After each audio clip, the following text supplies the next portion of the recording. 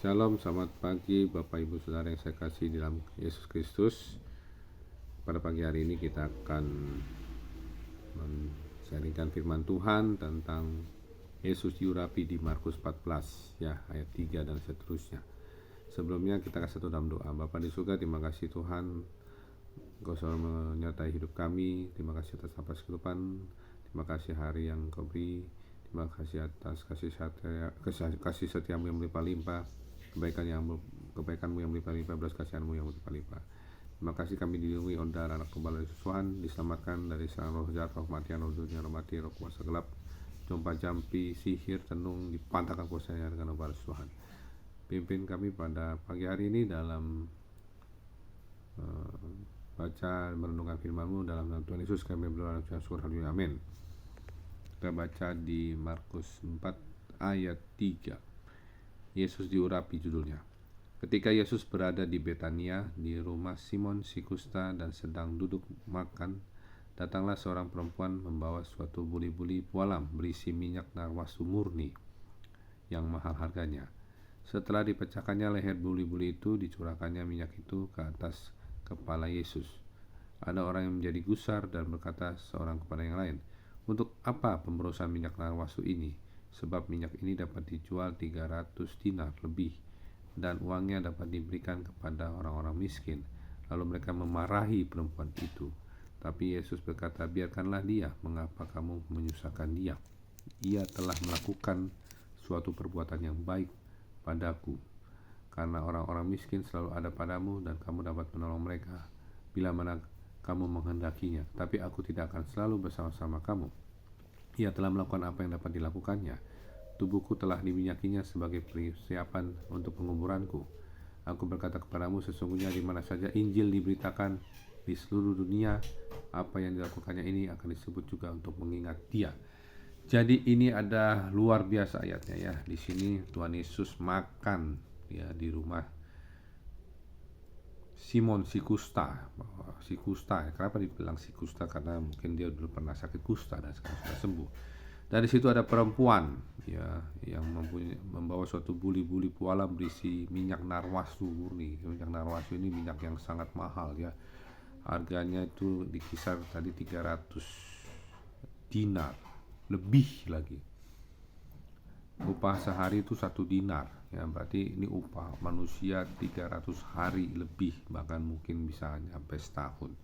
Artinya minyak ini sangat-sangat mahal ya.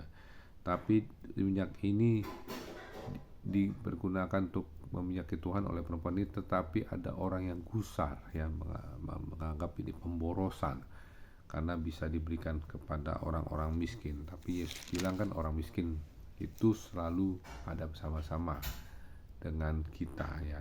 Dan ini perempuan ini melakukan suatu perbuatan yang baik padaku, kata Tuhan Yesus Kristus. Nah, di sini kita melihat bahwa minyak itu adalah suatu bentuk untuk pengurapan ya. Minyak ini biasanya dipakai untuk wangi-wangian ya, tetapi juga bisa untuk mengurapi ya, dari kepala sampai barangkali tubuh Tuhan itu diurapi, itu semuanya diurapi, maksudnya diberikan minyak ya. Tapi minyak ini bersifat untuk pengurapan, mungkin ditaruh di atas ya, di atas, terus di kaki ya. Nanti di atas dia meleleh seperti lagu ya, seperti minyak di kepala Harun, ke janggut dan ke jubahnya turun. Jadi nggak diurapi sama semuanya, tapi mungkin ya bayangan saya, imajinasi saya dituang terus diurapi, dan kaki diurapi dipakai, baru di situ pakai tangan ya di sini ya. Jadi membuktikan bahwa ini pengurapan yang kudus ya, bukan pengurapan yang sembarangan ya. Jadi di sini Tuhan bilang, tubuhku telah diminyakinya sebagai persiapan untuk penguburanku ya.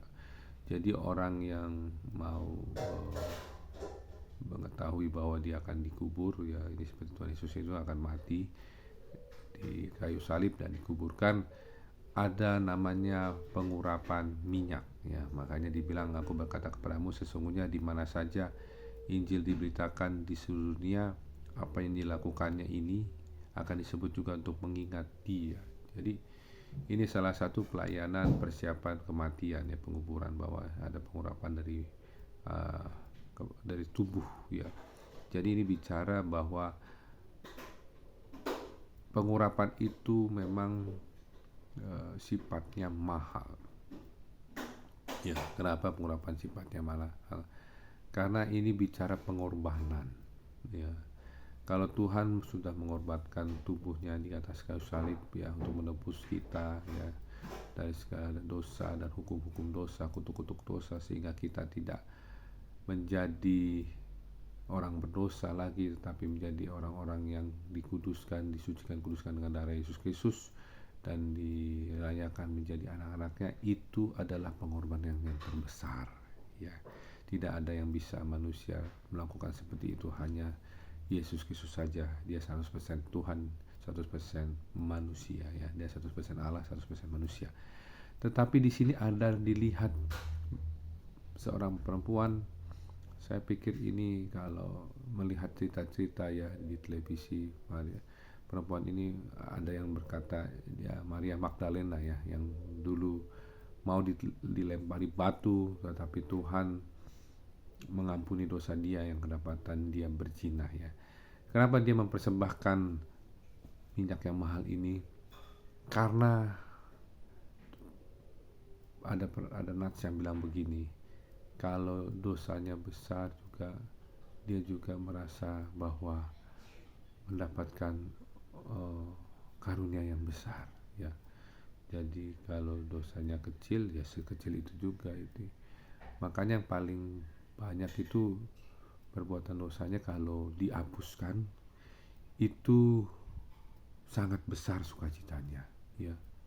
Saya rasa ini bentuk pengorbanan karena dosanya yang besar itu ya. Jadi dia mengorbankan, ibaratnya minyak ini mungkin penghasilannya dia seluruhnya ya. Dan jika dia itu mungkin tinggal tidak tahu apa yang mau untuk kebutuhannya, karena dipecahkan minyak ini ya, dipecahkan artinya diberikan semua untuk pengurapan Tuhan Yesus. Apa yang menjadi rema pada pagi hari ini, bahwa kita melihat bahwa pengorbanan Tuhan sudah menembus kita. Kita juga harus melakukan suatu perbuatan baik kepada Tuhan, bukan hanya kepada manusia saja. Perbuatan baik kepada Tuhan apa? Persembahkanlah tubuh kita sebagai persembahan yang hidup, kudus, dan berkenan kepada Allah. Dan juga persembahkan juga apa yang kita miliki untuk kemuliaan Allah ya. Jangan kita pelit ya. Kalau misalnya ada titipan Tuhan, rezeki, jangan kita pelit. Berikanlah persepuluhan, bersihkanlah juga di luar dari persembahan untuk membantu orang-orang yang tidak mampu. Berikanlah juga apapun yang kita bisa berikan untuk mereka, supaya mereka bisa mendapatkan kasih kebaikan Tuhan melalui kita.